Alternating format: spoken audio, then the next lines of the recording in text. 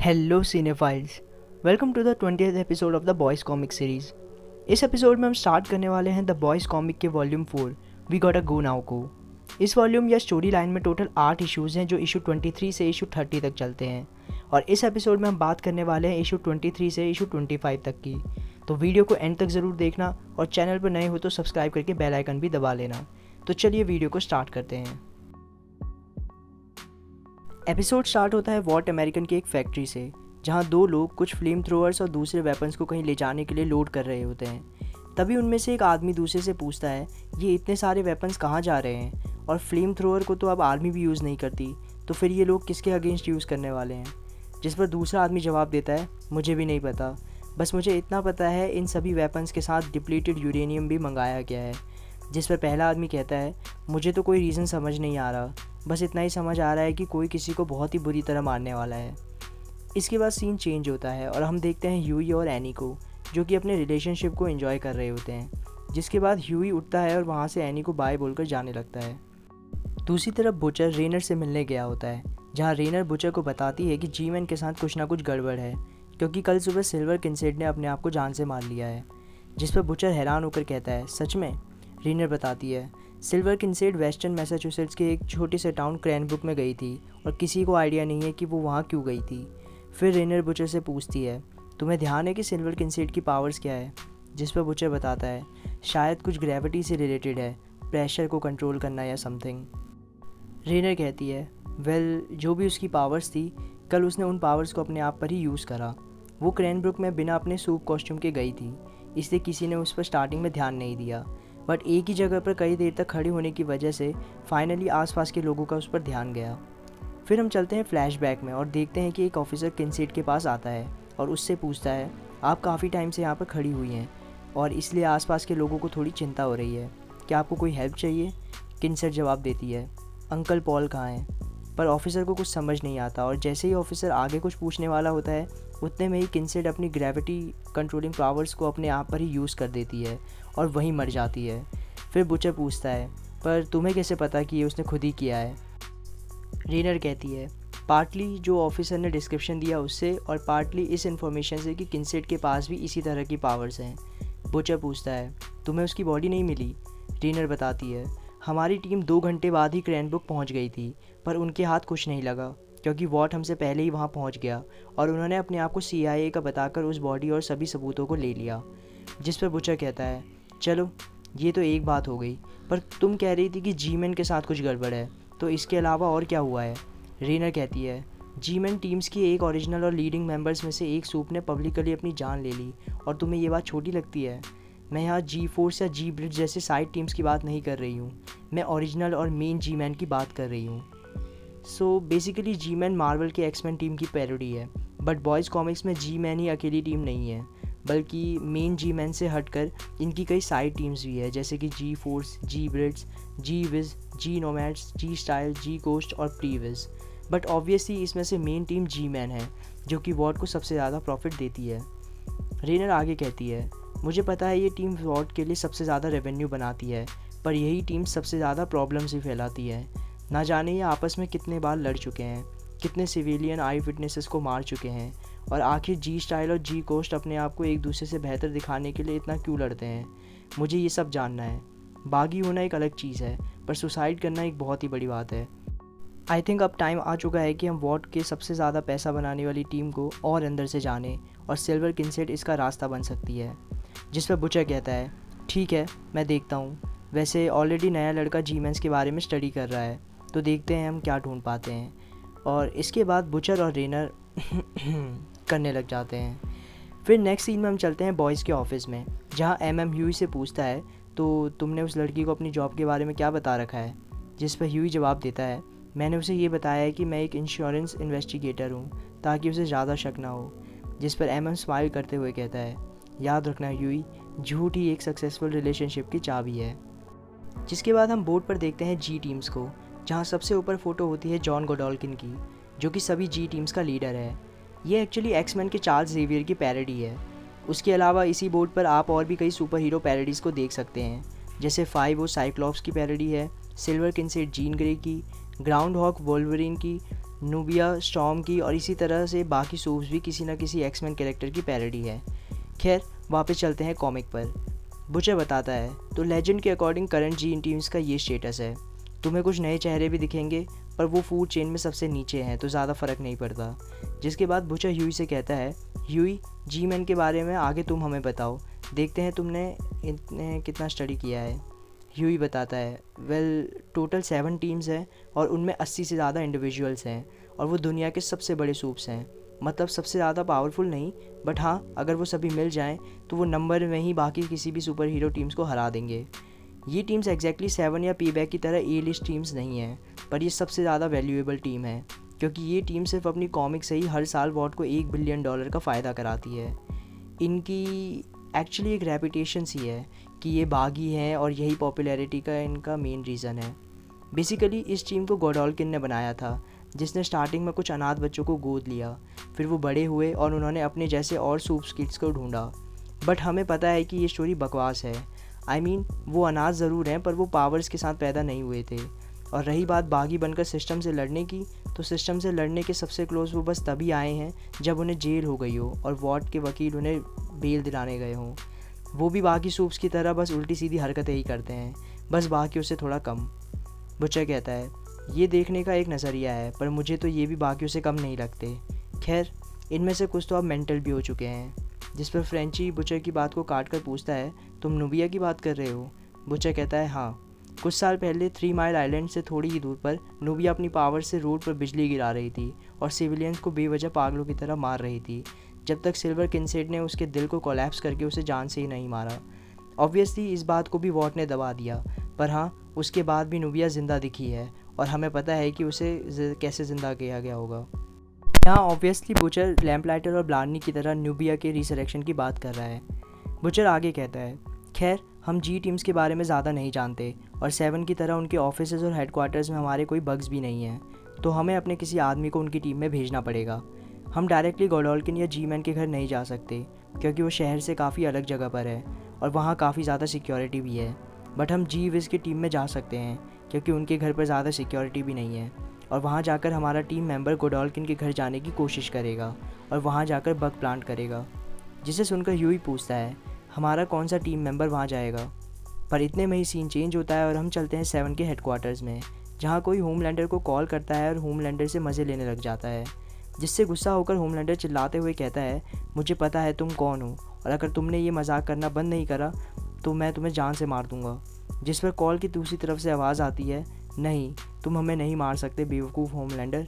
और इसके बाद होमलैंडर उस फ़ोन को तोड़कर गुस्से में ही कहता है, इन्हें हमारा नंबर बार बार कैसे मिल जाता है। दूसरी तरफ हम देखते हैं कि बॉयज़ चूज़ कर चुके होते हैं कि वो जी विज़ में ह्यूई को भेजेंगे और इसलिए वो ह्यूई को उसका फेक सूप कॉस्ट्यूम पहनने के लिए भी दे देते हैं। जब तक ह्यूई चेंज कर रहा होता है, बुचर फ्रेंची से कहता है कि तुम और फीमेल ह्यूई पर नज़र रखोगे और जैसे ही ह्यूई पर कोई खतरा आता है तुम उसे बचा कर लाओगे, भले ही इसके लिए तुम्हें कितने ही सूप्स क्यों ना मारने पड़े। जिसके बाद ह्यूई रूम से बाहर निकलते हुए बाकी मेंबर से कहता है, मैं तुम्हारे लिए सिर्फ एक कॉमिक रिलीफ हूँ, क्यों है ना? और ह्यूई को देखते ही बुचर, एमएम और फ्रेंची ज़ोर ज़ोर से हंसने लग जाते हैं और तब हम देखते हैं कि ह्यूई को उसके सूप कॉस्ट्यूम में, जो कि लिटरली काफ़ी अजीब और फ़नी होता है। फिर सीन चेंज होता है और हम देखते हैं ह्यूई को जी विज़ के घर में, जहाँ किसी तरह की पार्टी चल रही होती है और ह्यूई वहाँ बैग पाइप नाम का एक सूप बनकर गया होता है। तभी उनमें से एक बसकट नाम का सूप ह्यूई के पास आकर पूछता है, ह्यूई तुम्हें कुछ चाहिए तो नहीं? कुछ दिक्कत हो तो मुझे बताना। ह्यूई जवाब देता है, नहीं, पूछने के लिए थैंक्स बसकट। बसकट कहता है, तुम्हें अभी हमारे सूप नेम लेने की ज़रूरत नहीं है, वो घटिया कोड नेम्स हम सिर्फ जी मैंस के साथ रहते हुए यूज़ करते हैं। मैं रैंडल हूँ, वो है पिनव्हील जिसका असली नाम है कोरी, डाइम बैग का असली नाम है जमाल, जेट लैग है शुगर और एयर बस्ट है वीज़र। तभी हम देखते हैं कि ब्लूशॉस्की नाम का एक सूप एक एक्वेरियम में उल्टी कर देता है। जिसके बाद ह्यूई एक अकेले बैठे हुए सूप की तरह इशारा करते हुए पूछता है, ये कौन है? जिस पर रैंडल या बसकट बताता है, ये है ड्यूड विद नो नेम, ये हमसे पहले ही यहाँ था। एक्चुअली ये हमेशा से ही जी विज़ में है और आगे भी यहीं रहेगा। ये एक इंस्पिरेशन है जी विज़ में आने वाले लोगों के लिए।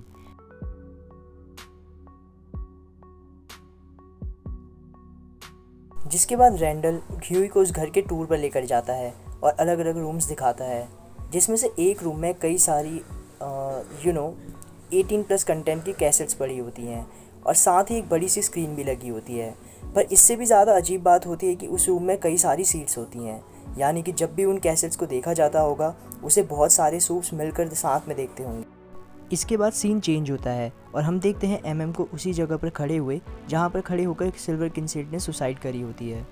उसी टाइम वहाँ से वही पुलिस ऑफिसर जा रहा होता है जिसके सामने किनसेट ने सुसाइड करी थी, और इसलिए एमएम को उसी सेम जगह पर खड़ा देखकर वो ऑफिसर थोड़ा डर जाता है और एमएम के पास जाकर कहता है, मुझे जल्दी से बताओ कि तुम यहाँ क्यों खड़े हो, क्योंकि इस जगह पर कुछ दिनों से ऑलरेडी कई चीज़ें हो रही है तो तुम। पर इतने में ही एमएम अपना CIA का ID कार्ड उस ऑफिसर को दिखाता है, जिसके बाद वो ऑफिसर शांत हो जाता है। एमएम कहता है, मैंने रिपोर्ट पढ़ी थी, तुम्हारा नाम डेवनपोर्ट है ना? ऑफिसर कहता है, हाँ, मैंने उस पूरे इंसिडेंट को देखा था। एमएम पूछता है, तो वो यहीं खड़ी थी और उसने सिर्फ ये कहा कि अंकल पॉल कहाँ हैं? ऑफिसर कहता है, हाँ, उसने बस यही कहा। इसके बाद सीन चेंज होता है और हम चलते हैं लेजेंड के पास, जहाँ बुचर भी आया होता है। लेजेंड कहता है, मुझे तो नींद नहीं आ रही थी, पर तुम क्यों अभी तक जाग रहे हो? बुचर कहता है, सोचा तुमसे मिल लूँ। खैर, ह्यूई वहाँ पहुँच चुका है और फ्रेंची और फीमेल उसे कवर दे रहे हैं। लेजेंड पूछता है, तुम्हें उसकी चिंता हो रही है? बुचर बताता है, नहीं, क्योंकि वो दोनों संकी ह्यूई को कवर जो दे रहे हैं। पर हाँ, मैं तुमसे ये ज़रूर कंफर्म करना चाहूँगा कि तुम्हारे बनाए हुए पेपर्स और ह्यूई की फ़ेक सूप आइडेंटिटी में कुछ प्रॉब्लम तो नहीं आएगी ना? लेजेंड बताता है, नहीं, हमने उन्हें सही से प्रिपेयर किया है। वैसे भी गोडॉल्किन उन्हें पढ़ता नहीं है, पर हाँ, वो अपने किसी सूप को उन पेपर्स को वॉर्ड के साथ क्रॉस चेक करने को ज़रूर बोलेगा, ये कंफर्म करने के लिए कि वॉर्ड ने ये सूप को हमारे पास भेजा है। मैं यही कहूँगा कि तुम ह्यूई को वहाँ 2 दिन के लिए रखो। अगर वो 2 दिन में अपना काम कर पाता है तो ठीक, वरना उसे वहाँ से वापस बुला लेना। पर एक बात बताओ कि तुम इस मिशन को लेकर इतना टेंशन में क्यों हो? क्या तुम्हें ह्यूई की एबिलिटीज़ पर भरोसा नहीं है? बुचर जवाब देता है, वो बात नहीं है, पर मुझे कुछ सही फील नहीं हो रहा है। रेना न्यूयॉर्क से यहाँ आती है मुझे एक ऐसी बात बताने के लिए जो वो मुझे 5 मिनट में डायरेक्ट फ़ोन पर ही बता सकती थी। फिर वो मुझे ऐसा फील करा रही थी कि उसके यहाँ आने की वजह है कि वो मेरे बिना नहीं रह सकती, एंड आई एम हैप्पी कि वो यही बिलीव करती है कि मैं भी इसी रीज़न को मान कर चल रहा हूँ। पर असली रीज़न कुछ और है। कुछ तो बात है जिसकी वजह से वो जी-मैन के बारे में जानना चाहती है और जी-मैन को मेरी टीम की प्रायोरिटी बनाना चाहती है। जिस पर लेजेंड कहता है, वेल, तुम एक्सपर्ट हो, वो सूप्स के बारे में बात करना चाहती है तो वो और किसके पास जाएगी? बुचर कहता है, पता नहीं, हो सकता है। खैर, अच्छा किया जो तुमने 7 और वॉर्ड के बारे में ह्यूई को बताया। बस ध्यान रखना कि ज़्यादा सेंटिमेंटल होकर ह्यूई को मेरे और मैलरी के बारे में ज़्यादा कुछ मत बता देना। फिर सीन चेंज होता है और हम वापस चलते हैं एमएम और शेरिफ डेवनपोर्ट के पास, जो कि किसी दुकान पर खड़े होते हैं। एमएम एक बड़ी सी सिरप की बोतल ख़रीदता है और उस दुकान के ओनर से पूछता है कि क्या कभी उसने सिल्वर किनसेट को इस जगह पर पहले भी देखा था, जिस पर वो औरत बताती है कि नहीं, उसने किनसेट को उसी दिन पहली बार इस जगह पर देखा था। एमएम कहता है, इन्फॉर्मेशन के लिए थैंक्स यू मैडम। फिर एमएम बात को थोड़ा घुमा कर कहता है, ये जगह तो नई नई सी दिख रही है, पर ये बिल्डिंग तो पुरानी है ना? जिस पर वो औरत कहती है, हाँ, हम कुछ साल ही पहले यहाँ आए हैं। जिस पर एमएम पूछता है, तो आपको पता है इससे पहले यहाँ क्या बिज़नेस थे? जिस पर वो औरत कहती है, इसके बारे में मेरे हस्बैंड को ज़्यादा आइडिया होगा। बेसिकली एमएम यहाँ ये पता लगाने की कोशिश कर रहा होता है कि यहाँ पहले कोई ऑर्फनेज तो नहीं था जहाँ से ही सिल्वर किनसेट को जी-मैन में लिया गया होगा। उस औरत का हस्बैंड उन्हें उस बिल्डिंग के हिस्ट्री के बारे में बताता है और उसमें किसी भी ऑर्फनेज का मेंशन नहीं होता। फिर एमएम और शेरिफ उस दुकान से बाहर आ जाते हैं और एमएम पूछता है, सभी जी-मैन्स अनाथ हैं, राइट? जिस पर शेरिफ कहता है, हाँ, कहते तो यही हैं, पर क्रैनब्रुक में कभी कोई ऑर्फनेज नहीं था, ना ही किनसेट नाम की कोई फैमिली। आई मीन, अगर आपको लगता है कि किनसेट कभी यहाँ रहा करती थी तो आप टाउन के रिकॉर्ड चेक कर सकते हैं, पर उसमें भी ऐसा कुछ नहीं है और आपको बहुत मेहनत भी करनी पड़ेगी। जिस पर एमएम पलट कर शेरिफ को देखते हुए कहता है, इसलिए तो उन्होंने मुझे ही भेजा है, क्योंकि मुझ में सब्र की कोई कमी नहीं है। और ऐसा कहते हुए सीन चेंज होता है और हम आते हैं 7 के हेडक्वार्टर्स में, जहाँ जैक को किसी अननोन नंबर से कॉल आता है, पर दूसरी तरफ से कोई आवाज़ नहीं आ रही होती है और जैक पूछता रहता है, हेलो, कौन बात कर रहा है? तभी हम देखते हैं कि जैक को फ़ोन एक्चुअली जी-विज़ ने लगाया होता है। यही नहीं, इससे पहले होमलैंडर को कॉल करके भी जी-विज़ ने ही परेशान किया होता है। तभी ह्यूई भी उस रूम में आ जाता है और उनसे पूछता है कि उन्हें 7 के नंबर्स कहाँ से मिले, जिस पर उनमें से एक सूप बताता है कि उन्हें ये नंबर वॉर्ड की डायरेक्टरी से मिले, जहाँ वॉर्ड के सभी सूप्स का नंबर है। और इतने में ही ब्रोशॉस्की फाड़ मार देता है और उसके बाद बाकी सूप्स भी 7 को गालियाँ देने लग जाते हैं, जिस पर गुस्सा होकर जैक भी उन्हें धमकी देने लग जाता है और पीछे खड़ी स्टारलाइट भी ये सब देखकर फ्रस्ट्रेट होकर जैक से फ़ोन लेने जाती है। और दूसरी तरफ रैंडल ह्यूई को फ़ोन दे देता है ताकि वो भी उन्हें कुछ सुना सके। ह्यूई चिल्लाकर ए ट्रेन को गाली देता है और उसी सेम टाइम पर स्टारलाइट भी कहती है तुम जो भी हो ये जान लो कि ये सब फ़नी नहीं है।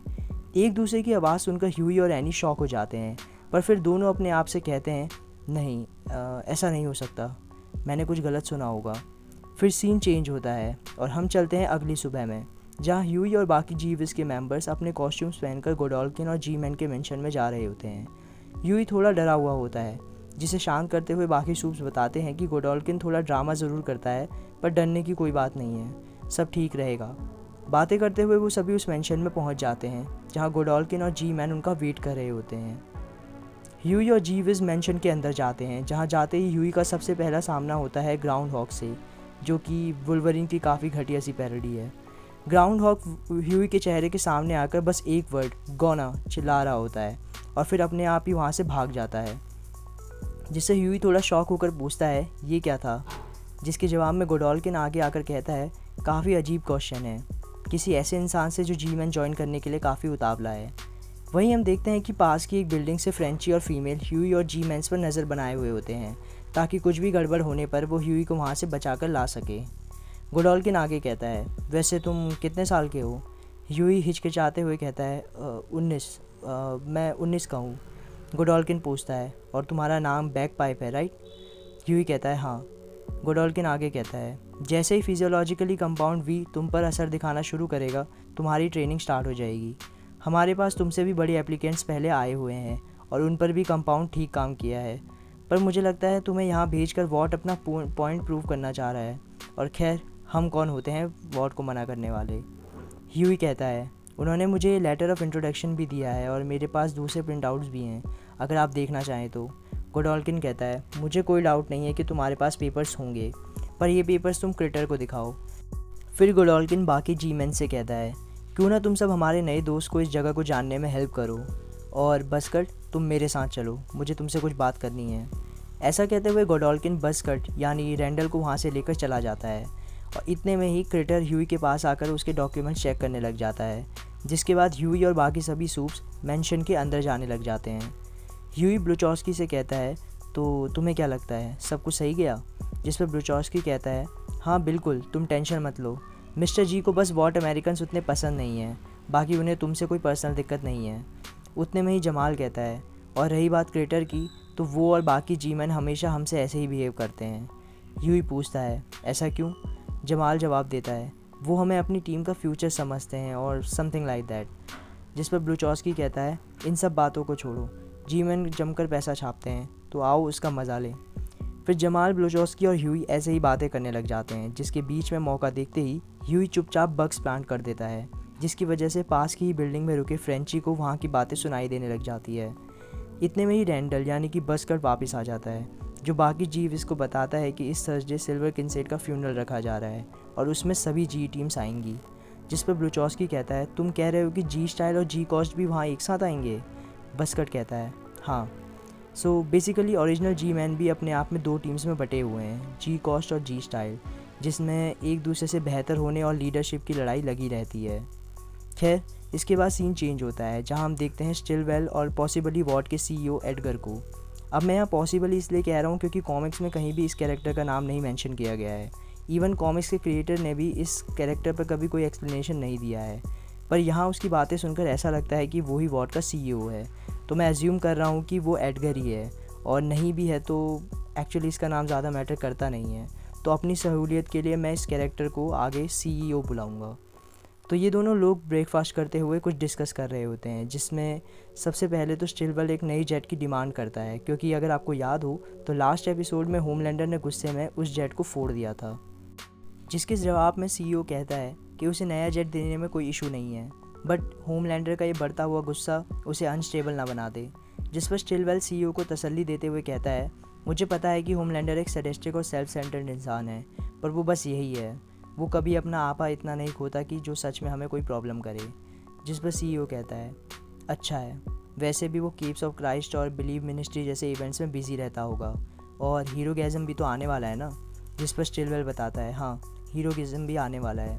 फिर स्टिलवेल इशारों में गोडोल्किन और जी-मैन की बात करते हुए कहता है सब कुछ सेट है, बस अब टाइम आ गया है कि हम कोई एक्शन ले। सीईओ भी उसकी बातों को समझते हुए कहता है गोडोल्किन को हमेशा से एक यूनिक ऑटोनॉमी मिली है। उसने हमेशा अपनी मर्ज़ी की करी है और ये आज़ादी मुझसे पहले रहे ओनर से मिली थी, जिसको मैं अभी तक चेंज नहीं कर सका हूँ। पर स्टिलवेल अपनी चिंता समझाते हुए कहता है, किनसेड ने जो भी किया वो एक्चुअली नूबिया के इंसिडेंट से कम ही बुरा था, पर इससे हमें ये ज़रूर दिख रहा है कि जी-मैंस की हालत और बदतर होती जा रही है और इस चीज़ को हम इग्नोर नहीं कर सकते। और अगर गोडोल्किन वॉट के साथ अपने यूनिक रिलेशन को ऐसे ही यूज़ करता रहा तो इस तरह के इंसिडेंट्स और भी बढ़ते जाएंगे और मुझे डर है कि शायद एक दिन ये बढ़ते बढ़ते पब्लिक तक ना पहुंच जाए। जिस पर सीईओ बस एक एक्सप्रेशन देता है। स्टिलवेल आगे कहता है, मैं बस इनके कंटेनमेंट की बात कर रहा हूँ, ना कुछ ज़्यादा ना कुछ कम। और सीईओ जवाब देता है, चलो मैं तुम्हें इस बारे में सोच कर बताता हूँ। और इसके साथ ही सीन चेंज होता है और हम पहुँचते हैं एमएम और शेरिफ के पास, जहाँ शेरिफ एमएम से पूछता है, सिल्वर किनसेड के बारे में कुछ पता चला? जिस पर एमएम बताता है, नहीं, जैसा तुमने बताया था किनसेड नाम की कोई फैमिली यहाँ नहीं रहती है और ना ही सिल्वर नाम की कोई लड़की। हालांकि इन रिकॉर्ड्स में मैं जो नाम ढूंढ रहा हूँ वो है अंकल पॉल। जिस पर शेरिफ कहता है, तो तुम्हें अब भी लगता है कि वो इसी जगह को बिलोंग करती थी और उसने रैंडमली ही किसी पॉल अंकल का नाम नहीं लिया था? एमएम कहता है, बस यही थोड़ी बची है मेरे पास अब इस केस को सॉल्व करने के लिए, तो हाँ मैं यही मान कर चल रहा हूँ। जिस पर शेरिफ एमएम को एक बर्गर देते हुए कहता है, शायद तुम्हें भूख लग रही होगी, ये खा लो। जिसके लिए एमएम उसे थैंक्स कहता है।